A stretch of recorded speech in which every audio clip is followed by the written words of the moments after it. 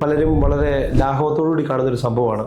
വീട് പണിയുമ്പോൾ അതിൻ്റെ paint apply ചെയ്യുമ്പോൾ ഒത്തിരി ശ്രദ്ധിക്കേണ്ടതുണ്ട്. നമ്മൾ പലപ്പോഴും ഒരു ഭിത്തിക്ക് ഒരു ഇറഗുലാരിറ്റി ഉണ്ട്.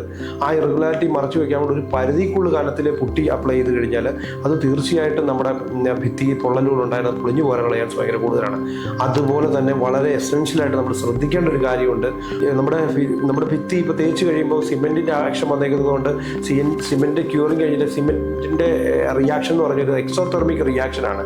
എക്സോതെർമിക് റിയാക്ഷൻ എന്ന് പറഞ്ഞാൽ വെളിയിലേക്ക് ചൂട് എമിറ്റ് ചെയ്യുന്ന റിയാക്ഷനാണ്. അപ്പം നമ്മൾ തേച്ച് കഴിഞ്ഞ് വലിയ അതിൻ്റെ ക്യൂറിങ് പീരീഡ് കഴിയുന്നതിന് മുന്നേ നമ്മൾ അതിൻ്റെ മണ്ണിലോട്ട് പൊട്ടി വാരി തേക്കുകയോ അല്ലെങ്കിൽ ലെയർ ഓഫ് പെയിൻറ് അടിക്കുകയോ ചെയ്തിട്ടുണ്ടെങ്കിൽ എക്സോതെർമിക് റിയാക്ഷൻ പോലെ ഹീറ്റ് എമിറ്റ് ചെയ്തിട്ട് പതിയെ പൊളിഞ്ഞു പോരുന്നത് ഇങ്ങനെ ഉണ്ടാകുന്ന കേസിട്ടാണ്.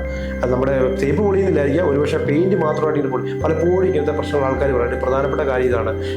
സിമെൻറ്റിൻ്റെ എക്സോതെർമിക് റിയാക്ഷൻ തീരുന്നതിന് മുന്നേ പെയിൻറ് അപ്ലൈ ചെയ്താൽ ഇങ്ങനെ ഒരു പ്രശ്നം ഉണ്ടാകാറുണ്ട്. ഒരു പരിധിയിൽ കൂടുതൽ കനം കൂട്ടി പെയിൻറ് അപ്ലൈ ചെയ്ത് കഴിഞ്ഞാൽ അത് പൊളിഞ്ഞു പോകുവാനും അത് സ്ട്രക്ചറിൽ നിന്ന് വേർവിട്ട് പോകാനുള്ള ചാൻസ് വളരെ കൂടുതലാണ്. അപ്പം ഈ പെയിൻറ്റിങ്ങിൻ്റെ കാര്യത്തിൽ നമ്മൾ നിരവധി കാര്യങ്ങൾ, ഈ പറഞ്ഞ കാര്യങ്ങളെല്ലാം തന്നെ നമ്മൾ ശ്രദ്ധിക്കേണ്ടതുണ്ട്.